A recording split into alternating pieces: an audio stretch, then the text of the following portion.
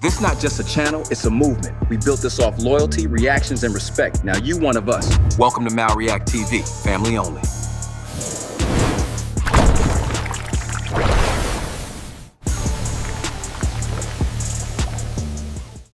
The Big U situation keeps getting worse every time we cover it, but this could very well be his rock bottom.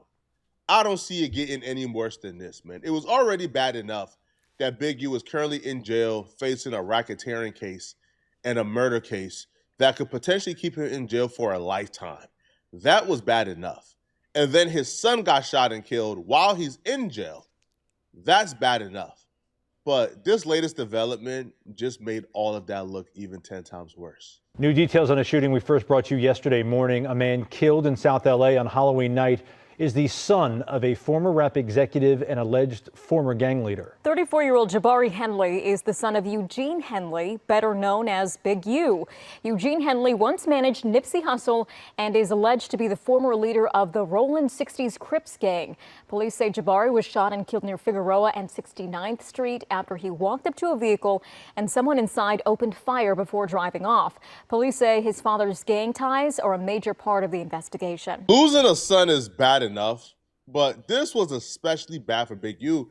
One, he's in jail, couldn't spend time with his son, haven't seen his son in a minute, and he lost his son while he's incarcerated. But Baby Huey was the closest son to Big U. That's the son who looked like Big U, who imitated Big U, who did everything Big U did, who followed in his footsteps. Baby Huey. Hey, that's my thing too, though. Like, I felt like he shouldn't have tried to follow in his father's footsteps, but as the father, he should have been teaching the son, though, man. Like, you know, and then, you go to prison, now he just freely in the streets, bro. You can't protect him no more. So, and then this happened. So it's like, damn, it's like a no-win situation for what he in. And it's like, man, that nigga can't catch a break. It was little Big U, right? Like he was Big U's twin. So to lose that son particularly is heartbreaking. There's nothing in the world that could help ease that pain after losing a son. But the one thing that could possibly help you with the closure, with working through the situation, is being able to see your son for the last time, being able to attend his funeral and say your proper goodbyes to him. So as expected, Big U asked the court to allow him to be released to go to his son's funeral. Now, this is not an abnormal request, to be honest. Some people are allowed. You know what's crazy, though? Like, I know he got that little case, the little Vegas shit or something about, I guess the little unaliving of the young, I guess, was he a football player or something like that? And it's like, it's like, damn, man, like, I hate to say that shit karma because I don't really believe in that shit, but it's like, bro, it's proven till, I get what innocent until proven guilty, but this is what's on the paperwork that they saying that, this little kid was unalive. But my thing, homie, is this is like you asking to go, like you hurting right now and you asking to go, but the court gonna fuck around and be like, man, the victims too. You with an escort to go to funerals, see their loved ones, say their last goodbye, and then come back to jail as they await their sentencing. This is not something that's new. This is a pretty regular practice. But the prosecutor's response to Big U was not something he was expecting. Man, these prosecutors is cutthroat, man. They said, listen here, bruh. All right, for a parent to have to bury a child is a tragedy that no one should suffer. For a parent to miss that burial is yet another tragedy.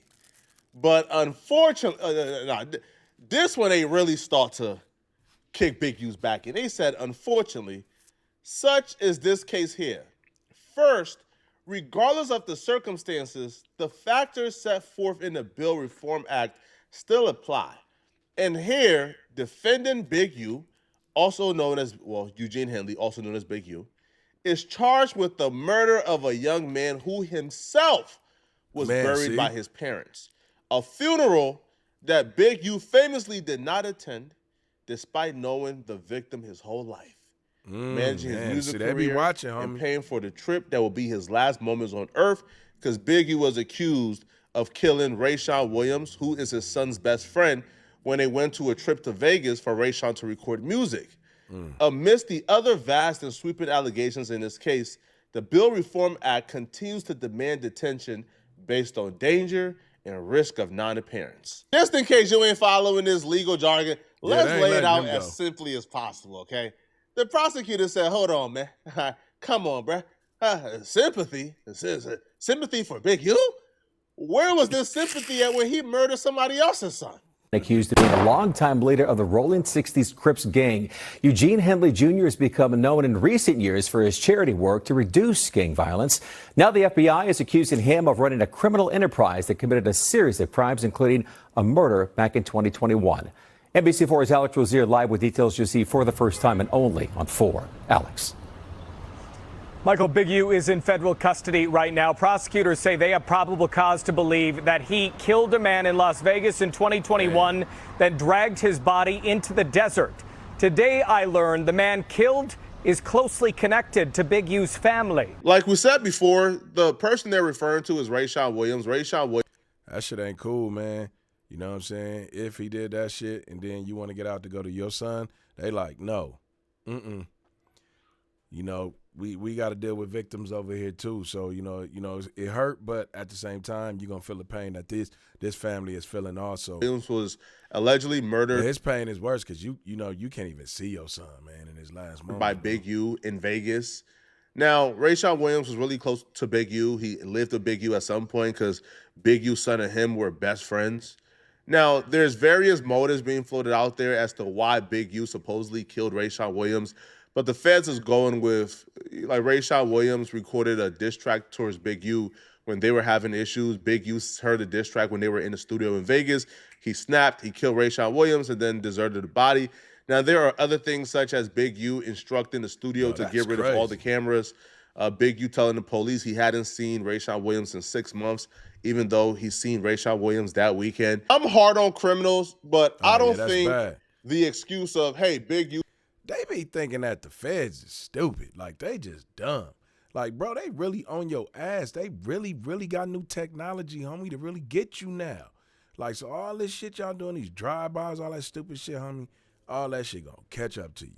Like these serial killers, all that shit catching up to them now. Whether it's 30 years later, 25 years later, nigga, it's catching up, nigga. This new shit they make now, this AI shit, nigga. Oh, y'all better stop. Who supposedly killed somebody else's kid so he can't go to his son's funeral. Now, that argument to me would make sense if we were talking about somebody who was already convicted. They were already convicted of the murder. They were in jail doing their time. Then, yeah, you shouldn't be able to go out and see your son if you kill somebody else's son. But Big U is currently fighting the charges. He is presumed innocent until guilty. So if he's presumed innocent, then whatever charges you're accusing him of don't really matter or shouldn't play a factor in him going to see his son until he's guilty, until he's found guilty. That's what I'm saying. But, so they must know shit. You know, the murder of Rayshawn Williams isn't the only reason why the prosecutors is against Big U being released. One of the factors they use when trying to determine whether or not you're eligible to be released is they look at, can you follow rules in prison? Because if we're going to trust that you're going to follow rules outside of prison, we need to know that you're following the rules while you're incarcerated. And the one thing the feds know is that even if you are a model citizen, they have that trump card in their back pocket to where, the feds lay out a trap when you go to jail, right? They give you 10 minutes of phone time every day, knowing you're going to have to use more phone time. So what you're going to do is you're going to break some prison rules. You're going to have other people give you their account so you can make calls that are necessary, right? You're going to hop on three-way calls, right? For example, if you call somebody from jail and they put you on another call with another family member, that's a three-way call. That's not allowed. But those are things they really don't enforce until it's time to tell the judge, hey, judge, he can't be released. We don't trust him to follow rules because he's been breaking rules in prison. They know for 100% fact that 99.9% of prisoners are going to break them phone rules because the phone rules is idiotic. And that's what's been happening with Big U. The prosecutors told the judge, man, listen, Your Honor, we can't trust this man to be released. But y'all know y'all on recorded phone calls. It said while you on the phone. This is a call from a federal prison or whatever. Y'all know y'all being recorded, bro. Come on, my nigga, you got to be smarter than that. So you didn't watch enough of this. I did. Easton go to his son's funeral and come right back because he's been breaking rules. He's been using other inmates' accounts to make phone calls. He's been on three-way calls with other people. That's not allowed. He's been telling people when he calls them from one account, they shouldn't greet him with Islamic greetings because that would tip off the police to know that this is Big U using. Dude, he done, man. It's over with, man. Like, that man about to do a lot of time, man. Like, if you go back and look at his videos, you see all that shit. Like, when he telling motherfuckers, man, yeah, the video camera, I think it was like a camera crew or some shit. Like, you know, man, like, these niggas incriminate themselves. So it's like, you can't, you know, motherfucker can't be putting up no motherfucking, what's them shits where they be need money and shit, man. They can't be putting up shit like that for niggas like this. Like, you know what I mean? Shit. Like, then, man, they getting that nigga for a whole bunch of other shit, too. Man, shit, them 5-0, man, woo, boy in trouble. Hey, man, if you watched it till now, you officially part of the family, man. You know what I'm saying? Hit that subscribe button. Also, man, make sure you like it, run the comments up, and I'm going to catch y'all on the next one. Peace.